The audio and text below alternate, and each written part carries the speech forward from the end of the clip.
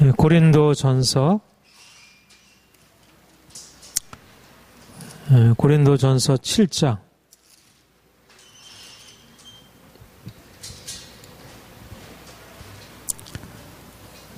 고린도전서 7장 1절부터 7절까지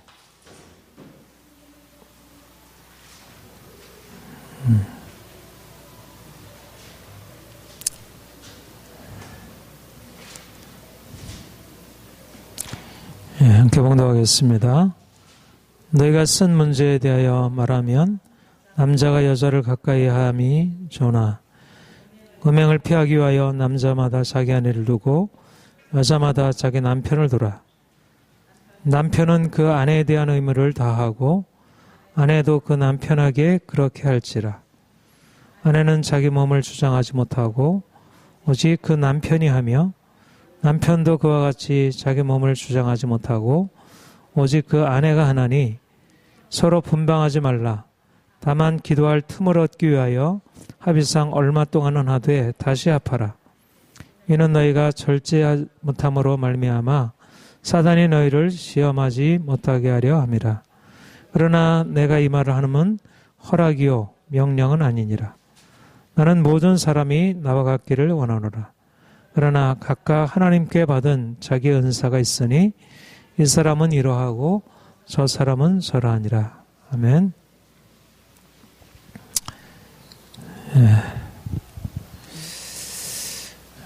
오늘은 결혼의 의무라는 제목으로 말씀을 드립니다.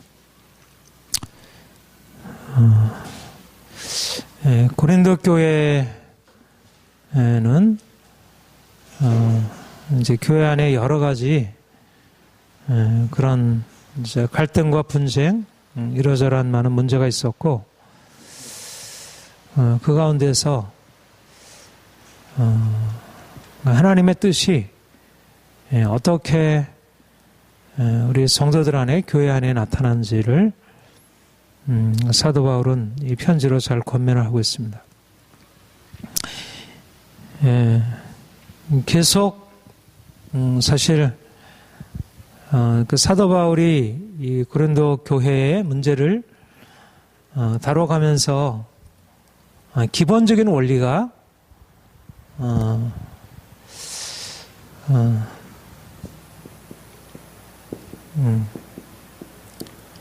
거룩한 교회, 거룩한 성도, 거룩한 삶, 이 거룩함이라는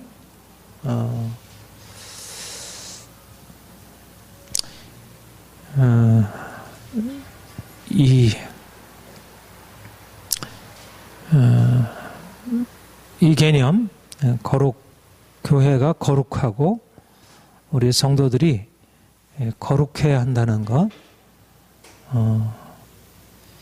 이게 추상적인 것이 아니고 이제 구체적으로 실제적인 삶에서 그 거룩함이 나타나야 된다는 것.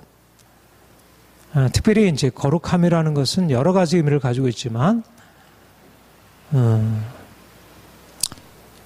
이제 실제적인 삶에 있어서 윤리적인, 도덕적인 함의를 가지고 있는, 특별히 고린도 교회의 경우에는 이제 당시에 그 헬라의 여러 우상 종교들이 지배하던 곳이었고, 그래서 굉장히 성적으로 타락하고 음란한, 사실 이방 종교들의 지금이야 좀 이제 그런 것이 덜하긴 하지만 고대의 모든 이방 종교들, 헬라 종교들의 공통적인 특징은 성적으로 물러나고 그것이 굉장히 자연스럽게 받아들여지는, 오늘날은 사실은 이런 종교와 상관없이 이제 그 음란한 문화가 이렇게 성행하고 있지만, 당신은 종교적인 어떤 뒷받침을 가지고 이제 그런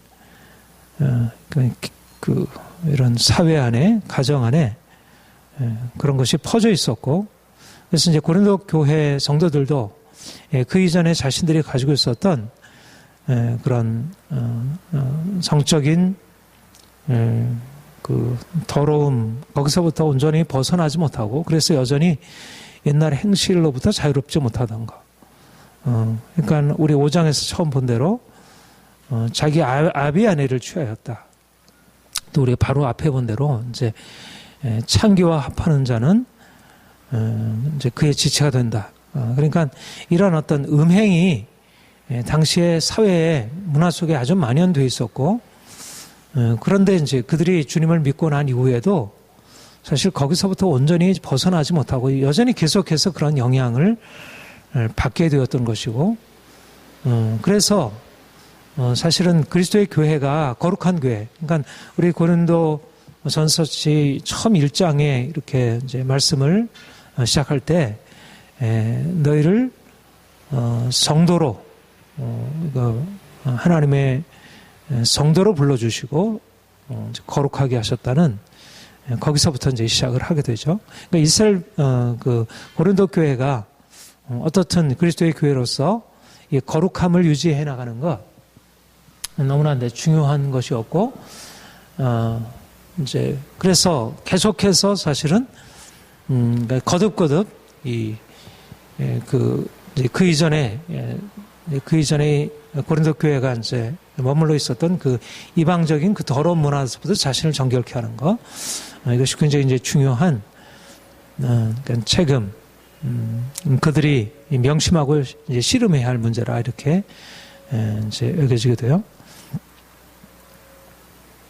사실 오늘은 어떻습니까? 오늘날도 사실 상황은 좀 다르긴 하지만 당신은 종교적인 어떤 뒷받침을 가지고 있는 것이라면 지금은 이제 종교의 영향력이 사라지면서 오히려 이제 세속문화가 들어와서 가장 이제 크게 이 시대를 죄악으로 악하고 더러운 것으로 이끌어가는 것이 이 성적인 이 타락, 음란함이라고 하는 것이 모든 문화 안에서 점점 퍼져가고 있고, 그것을 단지 뭐 그냥 몇몇 사람들이 그냥 그것을 좋아하고 따라가는 것이 아니라 마치 전에는 종교가 그것을 뒷받침했듯이 이제는 철학이, 세속적인 철학이 그런 성적인 자유야말로 인간이 보다 인간답게 되기 위한 굉장히 중요한 길임을, 그러니까 말하자면 당신은 종교가 성적인 타락을 부추기고 있었다면 오늘날은 또한 철학이 성적인 타락을 부추기고 있고, 그래서 점차적으로 이제 어려서부터 진리의 말씀으로 어떤 이런 악한 것과 선한 것, 더러운 것과 깨끗한 것을 이제 구별하고 자네들이 이제 양육을 그렇게 받았어야 되는데 이제 어려서부터 오히려 악한 것을 선한 것으로 받아들이고 오히려 거룩한 삶을 지향하는 것에 대해서 억압적이고 그것이 비인간적인 것으로, 그리고 타락된 것이라고 지적하게 되면 그것이 오히려 다른 사람의 인격을 침해하는 것으로 이제 우리가 지금 논쟁이 되고 있는 가장 큰 이 동성애 논쟁 같은 경우에, 그러니까 동성애라고 하는 게 하나의 성적인 취향이고 그것을 악하다고 말할 수 없고, 오히려 그것을 그렇게 말하게 되면 오히려 이제 그 법을 어기게 되고 여러 가지 벌을 받게 되는 이제 이런 시대가 되어가고 있다는 것입니다. 그러니까 사실상 오늘날 교회가 거룩한 교회, 성도들이 거룩한 성도, 그리고 성도들이 거룩한 삶을 살아가는 것은 이것은 그냥 자동적으로 되어가는 일이 아니라 지금 말하자면 뭐 메르스 바이러스가 이렇게 강한 전염성을 가지고 막 확산되어 나가듯이 이런 성적인 자유라고 하는 엄청난 영혼의 바이러스가 사람들에게 퍼져나가고 있고, 그런데도 전혀 이것을 이제 방어할 줄 모르는, 오히려 그것을 오히려 하나의 정상적인 우리 함께 공존하고 그 안에 함께 살아야 할 것이냐, 그것을 만약 이걸 배척하고 그것과 대항해서 싸우려고 하면 오히려 그게 위험하고 그것이야말로 이제 사회를 이제 억압적인 그러한 공동체를 저해하는 것으로 이렇게 이제 주장하는 시대를 맞고 있습니다. 그래서 우리가 사실 고린도 교회에 직면한 이 거룩한 교회, 거룩한 성도 삶을 유지하는 것과 오늘날 이 시대의 어떤 씨름해야 할 문제와 그런데 이제 특별히 거룩함의 보루, 어디에서 거룩함이 특별히 성적인 이 거룩함을 지켜야 하냐면 이 가정의 순결, 또 가정을 온전하게 이루는 것. 가정이야말로 사실은 하나님께서 세우신 이 성적인 하나님이 주신 어떤 성적인 욕구가 그 안에서 충족될 수 있는 온전한 유일한, 어떻게 보면 온전한 의미에 있어서, 물론 다른 의미에 있어서 성적인 욕구가 간접적으로 충족될 수는 있지만, 그러나 온전하게 하나님께서 성적인 요구를 충족하라고 주신 것은 유일한 것이 이 가정인데, 가정이 이제 파괴되고 더 이상 가정은 그런 의미를 제대로 지니지 못하고 오히려 성이라는 것은 가정과 별개로, 가정 안에서 부부간에 서로 사랑하는 것과 성적인 쾌락을 얻는 것은 전혀 별개의 상황으로 이렇게 바뀌어지고, 그래서 오늘날 가정이 파괴되고 점점 사람들이 어떤 이 성적인 죄악의 물길로 들어가는 것을 보게 됩니다. 하나님이 세우신 이 가정을 지키고 또 가정을 통해서 성에 대한 바른 관념을 세워가는 것, 이것이야말로 오늘날 교회가 이제 감당해야 할 가장 중요한 사명이라 이렇게 여겨집니다. 오늘 본문에 보면 7장 1절을 같이 다시 한번 읽겠습니다. 시작. 너희가 쓴 문제에 대하여 말하면 남자가 여자를 가까이 아니함이 좋으나. 여기에서 어떤 고린도 교회가 어떤 질문을 했던 것 같고요. 그래서 사도 바울이 이 일에 대해서 남자가 여자를 가까이 아니함이 좋다. 이거는 굉장히 그 하나님이 인간을 남자와 여자로 만드시고 그래서 둘이 하나 되어 가정을 이루고 또 이제 그런 가정 안에서 하나님이 주신 행복을 누리도록 이렇게 명하신 어떤 하나님의 뜻이 있는데, 결혼이라는 것은 하나님이 세우신 제도이고 또 결혼하여 한 가정을 이루고 거기서 행복을 누리는 것은 하나님의 아주 중요한 이제 이 인간을 향한 하나님의 계획이라고 여겨지는데, 남자가 여자를 가까이 아니함이 좋다. 이 말씀은 굉장히 소극적이고 단지 음행을 피하기 위하여 남편마다 여자를 두고 자기 남편을 두고 아내를 두라. 근데 여기에 이제 이 말씀에 이제 그 맥락을 볼 필요가 있는데, 사실은 이 고린도전서 7장에는 거듭거듭 이와 같은 너희가 남자가 여자를 가까이 아니함이 좋다는 말을 거듭 반복해서 말하고 있음을 보게 돼요. 거기 8절에 보면, 우리 7절에 보면 7절에도 그렇게 얘기를 하고, 나는 모든 사람이 나와 같기를 원하노라. 그러니까 사도 바울이 결혼 안 하고 살고 있었던 이 독신이었던 것이 분명한데, 모든 사람이 나와 같기를 원하노라. 그 다음에 또 8절에도 내가 결혼하지 아니한 자들과 과부들에게 이르노니 나와 같이 그대로 지내는 것이 좋으니라.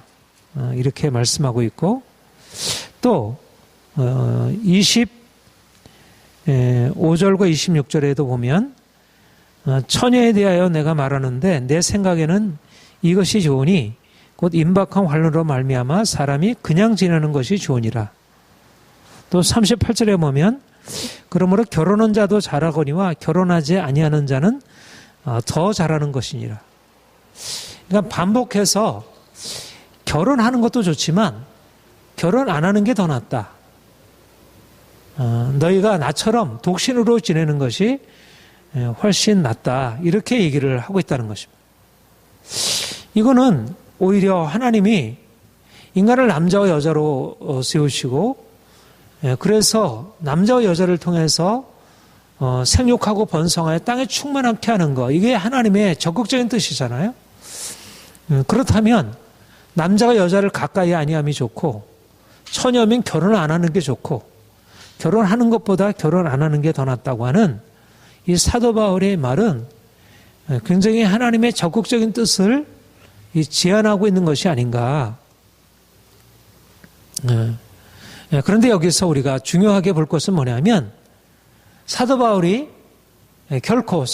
이제 우리가 잘 아는 대로 사도 바울은 누구보다도 오히려 율법의 어떤 율법주의적인, 금욕주의적인 윤리에 대해서 굉장히 비판적으로 말씀하고, 또 하나님이 가정을 이루셔서 남편이 아내를 사랑하기를 그리스도께서 교회를 사랑하심처럼, 또 아내가 남편에게 복종하기를 교회가 그리스도께 복종하다, 그렇게 하라고 했는데, 결코 결혼 제도에 대해서 결코 소극적으로 생각하거나 금욕을 마치 하나님 앞에서 거룩함을 이루기 위한 핵심으로 그렇게 말씀하고 있는 것이 아닌 것입니다.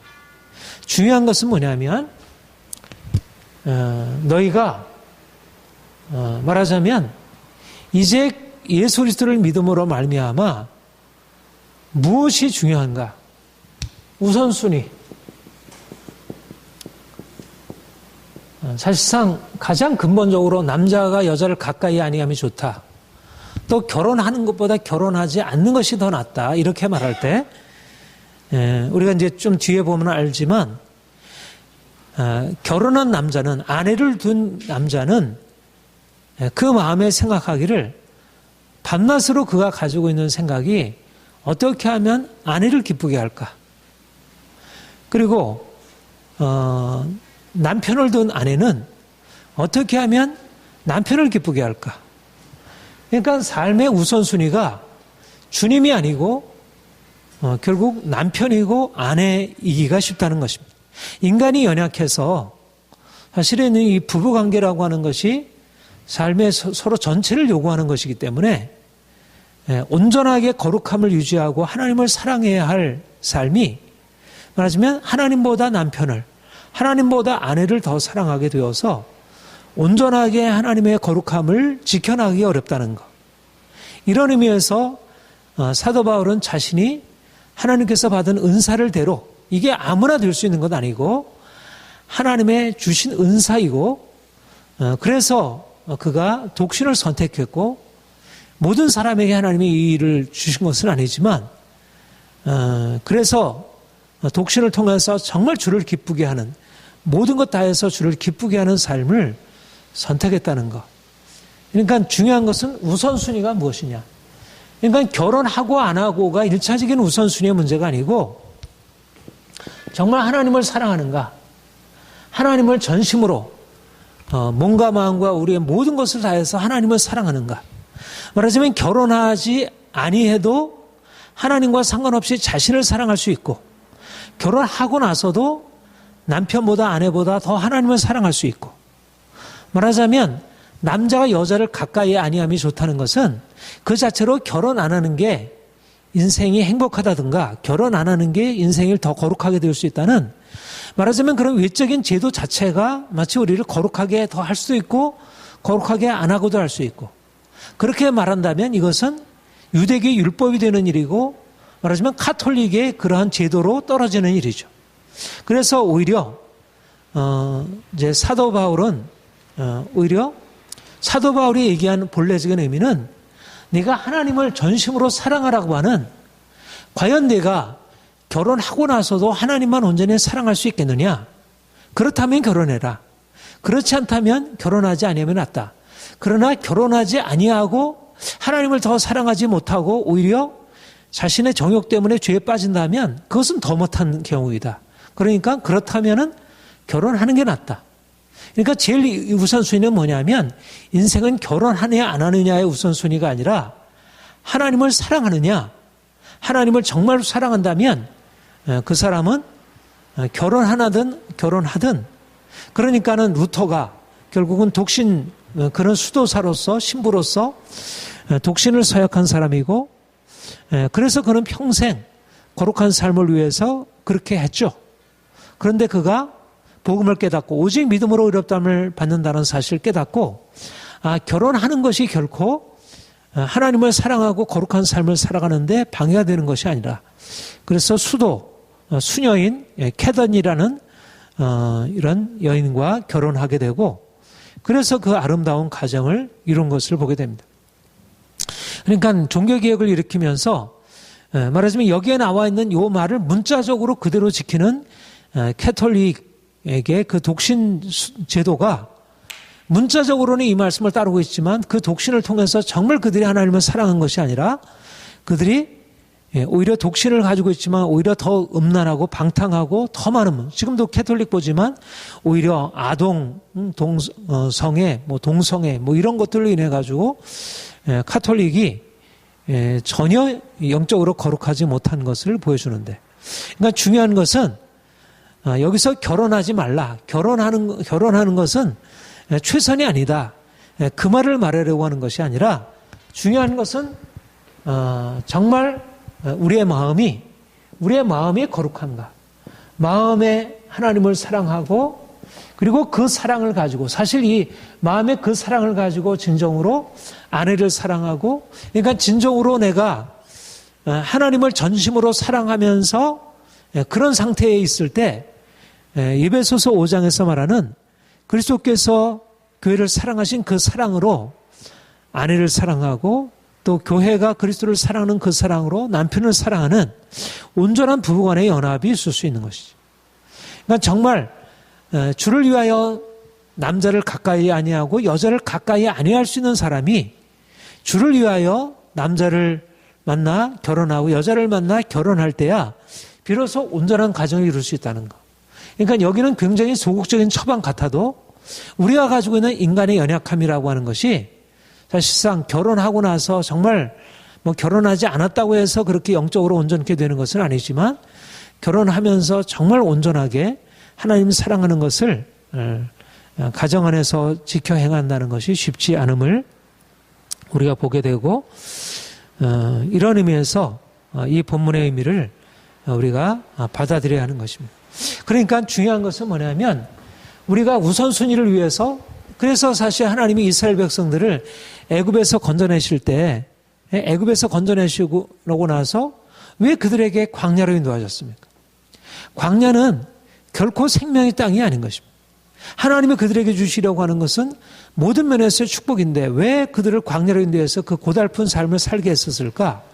그 이유는 그 광야의 과정을 통해서 그들의 육체의 욕심을 내려놓고 절제하고 오직 하나님만 바라보게 하는 그런 의미로 말하자면 사도 바울이 얘기하는 여기에 남자가 여자를 가까이 아니함이 좋다는 것은 일종의 그런 주를 위한 광야의 과정을 받아들이는 것이고 정말 그렇게 될 수 있는 사람이 결혼하고 나서도 전혀 그것이 인간의 육체의 욕심을 따라 사는 삶이 아닌 정말 온전히 하나님을 위한 삶으로 그렇게 생각하면 오늘날 우리 그리스도인의 삶은 진정한 의미에서 종교개혁에서 얘기하는 하나님 안에서의 그리스도 안에서의 세상의 긍정이 아니고 사실 그리스도를 위한 전적인 자기 포기가 없는 상태에서 뭔가 아직도 부족한 여전히 애굽에서 나와 있는 그러한 자기의 육체적인 것을 벗어버리지 못하는 그런 어린아이와 같은 신앙의 모습이라.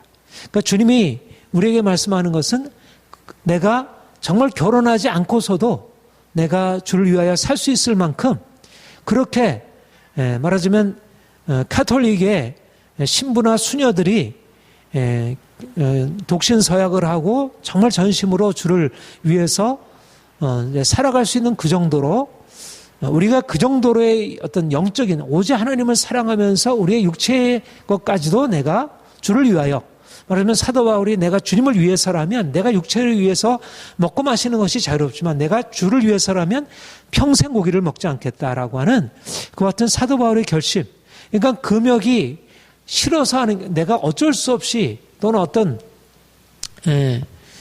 그것이 어떤 육체를 미워해서가 아니라 주를 위해서 기꺼이 내가 자발적으로 금욕할 수 있는 이런 마음의 자세. 그러니까 주를 위해서 십자가 지는 것이. 그러니까 이런 의미에서 결혼하지 않는 것은 주를 위한 십자가의 고난에 참여하는 것. 오늘날 이렇게 생각하면, 오늘날 이 시대로 말하자면 어떻게 보면 정말 주를 위한 금욕이 필요하고 내려놓음이 필요하고 내가 누릴 수 있는 것을 포기하는 것이 필요하고, 오늘날 이 시대를 거꾸로 거슬러서 행할 필요가 있는 것입니다. 그러니까 남자가 여자를 가까이 아니함이 좋다는 이 말씀은 오히려 이 시대야말로 정말 주를 위해서 우리가 받아들여야 할, 정말 우리가 가지고 있는 우선순위를 바꾸고 십자가를 지고 주님을 따라가야 할 그런 의미로 받아들여야 한다, 그렇게 생각합니다. 오늘날 사실은 이 우선순위, 우리의 육체의 즐거움을 위해서 살던 삶에서 좀 더 영적인 성숙과 거룩함을 위해서 자신을 드리는 이런 사도 바울의 결단, 그것이 이제 필요하고, 이것은 부정적인 의미의 율법주의나 금욕주의와는 전혀 다르고 오히려 우리가 육체를 긍정하는 것 다음 단계, 보다 더 성숙한 단계, 주를 위하여 내가 기꺼이 나를 포기하는 것, 십자가를 지고 주님 따라가는 그런 믿음을 말씀하는 것이라 그렇게 생각할 수 있겠습니다. 우리 2절 같이 읽겠습니다. 시작. 음행을 피하기 위하여 남자마다 자기 아내를 두고 여자마다 자기 남편을 두라. 말하자면 주를 위하여 십자가 지고 고난을 감수하면서 어떤 내가 자발적인 금욕을 실천할 수 있지만, 그러나 대부분의 사람들이, 모든 성도들이 사실 그 정도까지 어떤 성숙한, 사도 바울이 가지고 있었던 그 정도까지 자기의 고난을 감수할 수 있는 사람은 없고, 그렇기 때문에 자연적인 자신의 육체의 욕구를 절제할 수 있는 그 정도는 아니기 때문에, 그렇다면 하나님이 주신 어떤 육체적인 욕구, 이 본성을 긍정하면서 결혼이라는 제도 안에서 하나님이 주신 그런 성적인 욕구를 만족시킬 것을 말씀하고 있는 것입니다. 여기에서 이제 중요한 게 뭐냐면, 그러니까 우리는 성경은 결코 그러니까 높은 표준을 제기하지만 모든 사람들에게 동일하게 그렇게 강요하지 아니하고 각 사람의 수준에 맞추어서 이제 하나님이 적절하게 현실적인 처방을 내리게 되는데, 그러니까 하나님이 그러니까 여기서 보면 이 이제 이 성적인 욕구, 이 섹스라고 하는 것은 하나님이 주신 선물이고, 성적인 욕구는 이건 하나님 안에서 만족해야, 그러니까 하나님이 주신 것이죠. 만약 성욕이 없다면 우리가 부부 간의 관계도 있을 수 없고, 또 그래서 부부 간의 사랑도, 온전한 의미의 사랑도 있을 수 없고, 또 거기서 아이가 태어날 수도 없고, 하나님의 뜻이 이루어지지 못하죠. 그러니까 하나님이 주신 이 그 다음에 성적인 욕구라는 것은 하나님이 주신 것이고, 이것은 하나님 안에서, 그러니까 주님 주 안에서 우리가 만족해야 할. 그런데 이 두 가지 길이 있다는 거예요. 하나는 음행이라는 차원이 있고, 하나는 하나님이 주신 것 안에서 우리가 기쁨으로 향유해야 할 차원이 있고. 근데 많은 사람들이 성과 성욕구라고 하는 것이 이게 깨끗하고 그 자체 좋은 것이다, 선한 것이다, 이 사실들이 잘못된 이 음행 때문에 그 자체가 악하게 되어가지고 이걸 금욕으로 해서 마치 그 성 자체를 부정적인 것으로 보고 성욕 자체를 부정적인 것으로 보아서 마치 성을 인정하게 되면, 성적인 욕구를 인정하게 되면 마치 우리가 거룩함에 나아가는데 방해가 되는 것이냐. 그러니까 마치 우리가 성욕을 긍정하고 그것을 정상적으로 만족시키는 것까지도 그것을 부정적으로 보는 잘못된 금욕주의, 이것은 옳지 않고, 또 반대로 성욕이라고 하는 것이 오늘날 우리가 보듯이 가정을 파괴하고, 그리고 많은 사람들의 이런 어떤 심성을 파괴하는 것을 보고 그것에 대해서 이제 부정하는 것과 또 오늘날은 이제 그것을 이제 그 반대 방향으로 이제 오늘날 이제 서구 문화가 그렇게 나가듯이 모든 성을 다 긍정적으로 받아들이고 그것에 대해서 이렇게 다 허용해주고 그걸 자유롭게 해주고 그것을 사랑의 이름으로 받아들이는 이런 어떤 시대의 조류. 그런데 이제 성경은 두 가지 성에 대해서 음행이라는 차는 하나님이 주신 성을 악한 것으로 만드는 것과 하나님이 주신 성을 긍정적으로 만드는 이 두 가지 길을 말씀하고 있는 것입니다. 그러니까 하나님이 성에 대해서 말씀하기를 너희가 음행을 피하기 위하여 남자마다 남편을 두고 여자마다 남편을 두고 이제 그리고 결혼 하나님이 그 제도를 주셨다. 이것은 하나님이 주신 성이 어디 안에서 이게 충족이 되어야 할지. 그러니까 하나님이 성을 온전히 아름답게 하기 위해서 가정을 주셨고 그리고 가정을 통해서 성적인 어떤 만족을 누리고 그렇게 행하도록 하신 것인데 이것이 가정이라는 제도가 온전케 되지 못하면 결국 음행이라는 방식으로 이것이 나타날 수 있다는 것. 이 두 가지는 같은 차원이 아니라는 것.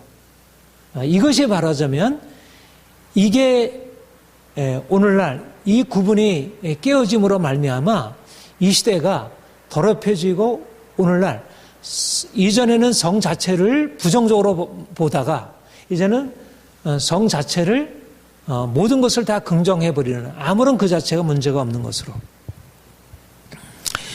여기에 오늘날 우리 그리스도인들이 이제 가지는 중요한 거룩한 성을 위한 책임을 보게 됩니다. 성은 자성 번식을 위해서만이 아니라 즐거움을 위해서도 주신 것이고 성은 하나님이 주신 아름다운 것이고 귀한 하나님의 선물이라 할 것입니다. 그런데 하나님께서 성을 아름답게 하기 위해서 아름다운 성을 위해서 하나님께서 주신 것은 이 가정 안에 가정 안에서 부부간에 하나님께서 성을 이렇게 누리도록 그렇게 하신 것이지 이것을 떠나서 가정을 떠나서 행하게 되면 이것은 가장 아름다운 것이 가장 추한 것으로 가장 선한 것이 가장 악한 것으로 된다는 것. 오늘날 무엇보다 하나님의 교회를 하나님께서 이렇게 부르시고 이 시대 가운데 빛으로 내세우신 가장 중요한 이유와 사명은 이 더러운 성과 깨끗한 성을 구별하고 악한 성과 선한 성을 구별하고 그리고 아름다운 성과 추한 성을 구별해서 가정을 통해서 하나님이 주신 아름다운 성을 세워가고 가정 바깥에서 부부간의 관계 바깥에서 이루려고 하는 모든 음행과 더러운 것과 악한 것을 구별하도록 하나님께서 그 교회를 통해서 이렇게 해서 가정이 성적인 기쁨과 만족을 위한 정말 진정한 그런 보금자리가 될 수 있도록 그렇게 해서 가정 안에서 부부간에 서로 사랑하고 서로 존중하고 온전한 아름다운 성을 이렇게 경험한 그 부부간에서 자라난 자녀들이 정말 어려서부터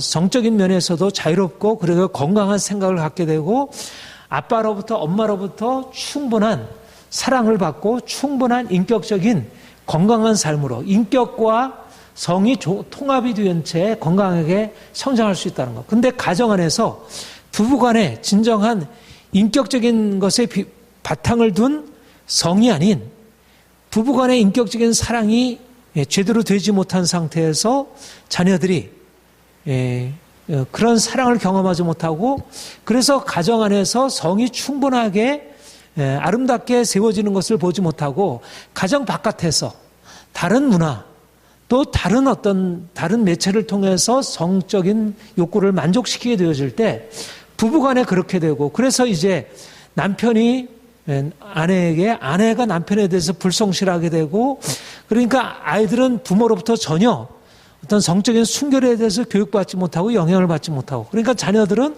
오늘날 유포되고 있는 많은 잘못된 성문화, 이런 퇴폐한 성문화에 영향을 받으면서, 그러니까 점점 모든 가정의 구성원들이 부부가 정말 사랑으로 하나 되어서 아름다운 성을 자녀들에게 직접 간접적으로 영향을 주고, 그래서 자녀들이 어려서부터 건강한 성의식을 가지고 세워져야 하는데, 그들이 어려서 가정에서부터 그런 것들을 경험하지 못한 상태에서 온갖 물 밀듯이 밀려오는 그런 음란한 성문화에 영향을 받아서 그들이 어려서 진정한 사랑을 경험하지 못하고, 진정한 인격적인 사랑이 성과 어떻게 아름답게 조화를 이룰 수 있는지를 제대로 경험하지 못하니까 이제 점점 사랑과 성은 별개가 되어지게 되고, 인격적인 것과 성적인 아름다움, 즐거움은 별개가 되어지는, 그런 의미에서 오늘날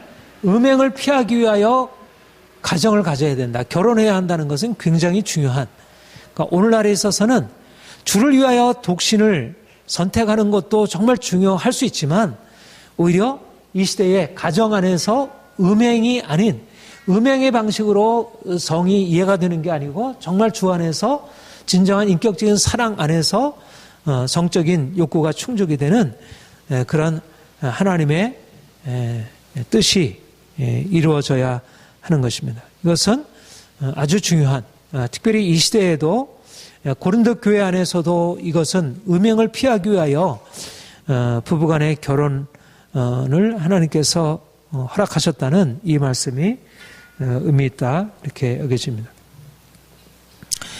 3절, 4절, 5절 우리 같이 읽겠습니다.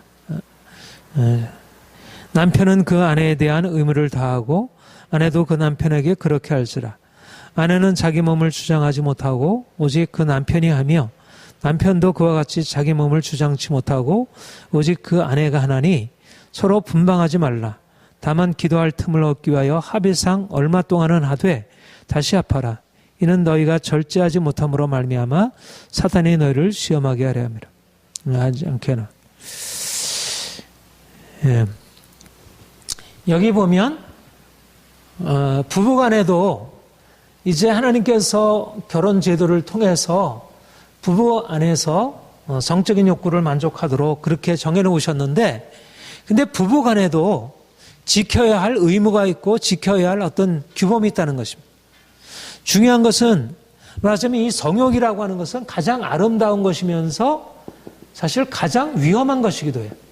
이게 두 가지 것이 함께 있기 때문에 가장 아름다운 것인데 가장 위험하고 우리에게 고통을 주고, 하나님께 나아가서 정말 하나님 주신 은혜에 대해서 감사할 수 있는 가장 큰 즐거움을 주는 것인데, 그리고 이것을 통해서 자녀를 이제 생산하고 또 그래서 정말 이 세상에 이제 그 귀한 일들을 할 수 있도록 하는 것인데, 이것은 너무나 강렬한 욕구이고, 그렇기 때문에 이 안에서 이것을 하나님의 적절한 균형이 필요하다는 것. 어떻게 하면 부부 안에서도 온전한 의미에서 아름다운 성을 이룰 수 있을까?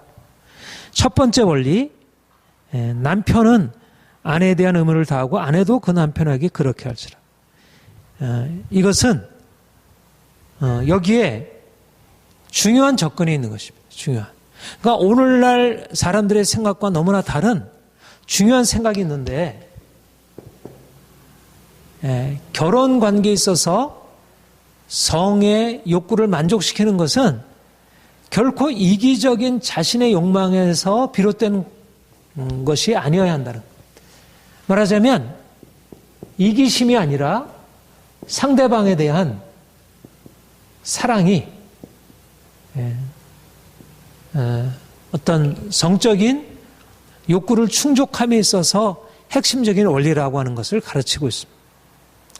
오늘날 사람들이 가지고 있는 기본적인 결혼에 대한 자세, 더군다나 이 성적인 욕구를 충족시키고자 하는 그 자세는 자기의 이기적인 욕망입니다. 어떻게 결혼을 성적인 욕구의 문제를 어떻게 상대방에 대한 의무적으로 생각하는가? 이건 말이 되지 않지 않는가? 근데 사실상 인간의 욕구라고 하는 이 성적인 욕구, 이 강력한 욕구라는 것은 굉장히 그 자체 안에 이기적인 어떤 특성을 가지고 있죠. 우리가 식욕도 그렇고 우리의 욕구 그 자체는 굉장히 이기적인 특성을 가지고 있어요. 그런데 진정으로 사실은 성욕이 사랑으로 연결되지 않으면 온전한 의미의 지속적인 만족을 이룰 수 없는 것입니다. 여기에 핵심적인 원리가 있는데 사람들이 자기의 욕망에 충실하다 보면 결국은 상대방을 진정으로 배려할 수 없다고 하면 자기 욕구를 위해서 상대방을 무시하게 되고 이러한 자세는 결국 진정한 인격적인 사랑을 동반하지 못하기 때문에 그래서 욕망도 온전히 채울 수 없는, 말하자면 이것은 상호적인 것인데 진정한 사랑이 온전한 하나됨을 이루려고 하면 이 상호적인 것이어야 되는데 나의 욕망을 채우기 위해서 접근하게 되면 그러면 진정한 욕구를 충족하지 못하고 오히려 욕구를 내려놓고 내가 상대방을 배려해야 그래야지 내 욕구도 충족되지.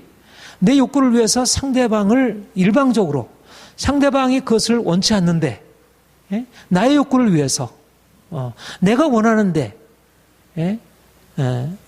내가 원한다고 해서 상대방에게 강요하거나 또 상대방이 원하는데도 내가 원치 않는 데서 내가 그것을 그냥 밀어내거나 이런 방식으로 자기중심적으로 자기의 욕구에 충실해서 하게 되면 진정한 사랑으로 나아가지 못하는 것이죠.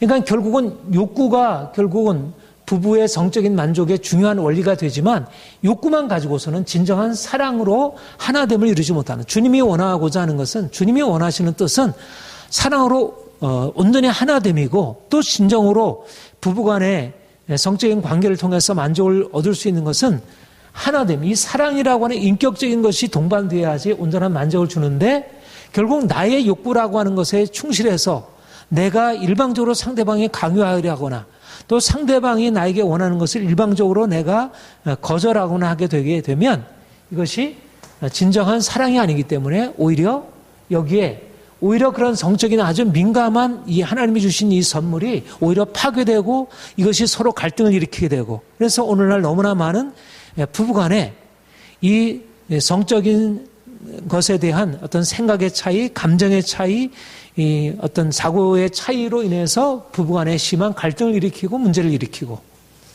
바로 가장 중요한 이유는 부부간의 성적인 욕구가 충족되는 것도 이 사랑이 바탕이 되어야지 욕심을 가지고는 안 된다는 거죠. 그러니까 진정한 부부간의 사랑은 부부간의 진정한 성적인 기쁨, 만족은 사랑을 통해서 세워진다는 것.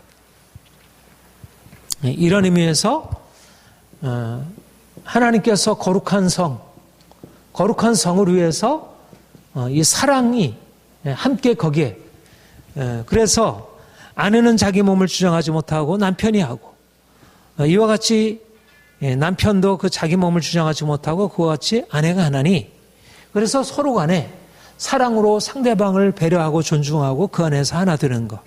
이것이 첫 번째 가정을 통해서 하나님이 성을 아름답게 세워가는 귀한 방도로 말씀하고 있습니다. 두 번째는 4절에 5절에 서로 분방하지 말라. 다만 기도할 틈을 얻기 위하여 합의상 얼마 동안만 하고 합하라. 왜냐하면 너희가 절제하지 못함으로 말미암아 사단이 너희를 시험하지 못하게 하려 함이라. 얼마나 세심하게 하나님께서 행하시는지. 그러니까 사도 바울 너희는 나처럼 하라. 그러나 너희는 다 나같이 할 수는 없을 것이다. 결혼하라. 근데 결혼하는 데 있어서 상대방을 배려하라. 그리고 오랫동안 떨어지지 말아라. 그러니까 얼마나 세심하게 하나님께서 우리의 마음과 생각과 우리의 감정과 우리의 욕구를 아시는지. 우리가 아무리 주를 위한다고 할지라도 주를 위한다는 것이 지나치게 해서 우리의 육체의 한계를 넘어서서는 안 된다는 거. 그러니까 아무리 주를 위해서 한다 하더라도 합의상 얼마 동안에 할 일이지 내가 절제하지 못함으로 인해서 그 자신의 마치 주를 위하여 한다는 이유로 오히려 내 안에 있는 그 욕망이 그 도를 넘어서게 되면 오히려 잘못된 방식으로 채워줄 수 있다는 것. 그래서 오늘날 많은 경우에 아내가 너무나 교회에다가 열심을 하면서 남편이 어떤 자신의 성적인 욕구를 아내가 전혀 이렇게 받아주지 아니하므로 다른 곳으로 그래서 그것에 대한 불만을 가지고 다른 데로 탈선하게 되는 그런 일들도 있고, 그러니까 아내는 내가 주님을 사랑하기 위해서 남편과의 이런 뭐 성적인 관계는 내게 있어서 중요하지 않아. 오히려 그것을 오히려 정당화하고, 그런데 성경적인 원리가 아니라. 그러니까 여기서 보면 중요한 게 뭐냐면 참 우선순위를 말씀하고 있지만 주님이 우리에게 있어서 우선순위가 주님을 사랑하는 것이지만 우선순위 아래서 이 성경적인 원리는 만물이 다 깨끗하다. 만물이 깨끗하다. 어떤 것이 선한, 어떤 것도 악한 것이 없다. 그리고 그것을 존중해야 한다는 것. 그러니까 더군다나 약한 자를 우리가 용납할 일이고 우리의 육체에, 그러니까 육체라고 하는 것은 한편으로 하나님이 주신 것이 선한 것이라는 부분도 있고 또 약하다는 것도 있고, 그러니까 우리가 이런 의미에서 정말 주를 위하여 해야 되지만 우리가 주를 위하여 한다는 것이 우리가 가지고 있는 육체적인 한계를 넘어서서 뭐 한계를 넘어서서 금식한다든가 한계를 넘어서서 금욕한다든가 이것은 합당하지 않다는 것. 그리고 또 나는 그렇게 할 수 있지만 상대방이 과연 그렇게 할 수 있는지 이것을 상대방과 합의하고 존중하면서 행하라는 것. 그러니까 이런 의미에서 이제 우리가 말하자면 육체를 긍정하고 금욕적으로 살아갈 것은 아니고, 그래서 우리가 분명한 것은 중요한 것은 죄를 허용하지 말아라. 이것은 절대적인 원칙인 것입니다. 죄를 허용하지 마라. 죄를 허용해서는 안 된다. 이 원칙, 그리고 그 한계 안에서 적절하게 채워라. 근데 많은 사람들은 이렇게 우리가 욕구가 이렇게 넘어서는데 이걸 어떻게 절제할 수 있어? 그렇지 않다는 것입니다. 분명히 하나님이 지으신 가정이라는 울타리 안에서, 부부라는 울타리 안에서 하라. 그러나 우리가 가지고 있는 한계를 인정하고 그 안에서 상대방도 배려해주고 그 모든 것들에 대해서 존중하면서 해라. 그러니까 이렇게 생각하면 정말 우리로서는 이렇게 하지 않을 수 없어. 내가 이렇게, 오늘도 내가 뭐 트랜스젠더에 대한 그런 동영상을 잠깐 보고 왔지만 분명히 어떤 묶임이 있고 할 수 없는 그런 한계가 있어요. 사람들이 태어날 때부터 어떤 가지고 있는 성향들이 있고 묶임이 있어요. 그러나 그렇다고 해서 그들이 가지고 있는 모든 것이 다 허용되어야 한다는, 모든 것이 결정론적으로 되지 않는다는 것입니다. 분명히 우리가 금해야 할 어떤 선이 있고 넘어서야 하지 않을 선이 있는 것입니다. 음행은 피해야 되고, 그리고 지나친 금욕은 합당한, 음행은 피해야 되지만 그렇다고 해서 그것이 금욕을 말하지 않는다는 것. 음행을 피하라는 것이 금욕하지 말, 금욕주의로 해서 모든 욕망을 부정하라는 게 아니라는 것. 충분히 가정이라는 한계 안에서, 부부 안에서 내가 상대방을 존중하면서 충분히 그 안에서 성적인 어떤 욕구를 채워갈 수 있다는 것. 이런 의미에서 주님이 우리에게 바른 길을 제시하고 있습니다. 오늘날 이 성적인 자유가 너무 과도하게 강조가 되고 오히려 전통적인 우리의 율법주의, 도덕주의의 틀에서부터 벗어나려고 하는 이런 시도가 물밀듯 다가오고, 특별히 어린이들, 청소년들, 청년들에게 이것이 과도하게 사람들의 영혼을 지금 병들게 하고 있고, 어떠한 육체적인 질병보다, 전염병보다 더 심각하게 이제 가정을 파괴하고 인격을 파괴하는 이 시대 가운데서 이게 성을 어떻게 보존해야 할지, 어떻게 아름답게 보존해야 할지에 대한 아주 중요한 지침을 주고 있다고 하겠습니다. 중요한 것은 뭐냐면 가정입니다. 가정을 세우는 것입니다. 그러니까 부부간의 진정한 사랑으로 너희가 남편을 존중하고 아내를 존중하고, 성적인 요구를 채우려고 할 때도 또 성적인 욕구에 있어서 적절한 그 지침을 가지고 행할 때에도 중요한 원리는 사랑으로 행하는 것, 그리고 자신이 가지고 있는 한계를 인정하고 또 상대방을 존중하고, 상대방이 가지고 있는 한계를 인정하고 존중하고, 그렇게 해서 사단이 시험하는 것을 미리 방지해라 말씀하고 있습니다. 여기서 이제 중요한 것은 성이라고 하는 것은 그 자체로 절대적인 것이 아니고, 성욕은 결코 우리가 금욕할 수 없는 절대적인 가치를 가지고 있는 것이 아니라는 것. 그러면서 또한 그것은 하나님이 주신 선한 것이고 아름다운 것이고 또 온전히 아름답게 되어야 한다는 것. 특별히 오늘날 이 시대 가운데서 고린도 교회가 당면했던 그러한 여러 가지 시험들과 같이 너무나 심각하게 이 성이라는 하나님의 귀한 선물이 오히려 사단의 강력한 죄악의 침입의 도구가 되고 있고 많은 사람들이 이로 인해 넘어지고 있고 가정이 파괴되고 있고 이것은 심각하게 우리가 고민하고 하나님 앞에 기도해야 할 제목이고 가정들이 거룩하게 지켜지도록 그리고 자녀들이 정말 이 땅에서 거룩하게 지켜지도록 이것을 위해서 기도하고 특별히 오늘날 이 잘못된 성문화 또 잘못된 성에 대한 가치관들 잘못된 철학들이 이렇게 이제 사람들을 미혹하여 넘어지지 않도록 우리 이 시대에서 하나님의 말씀이 바로 전파되어지도록 해야 할 것입니다.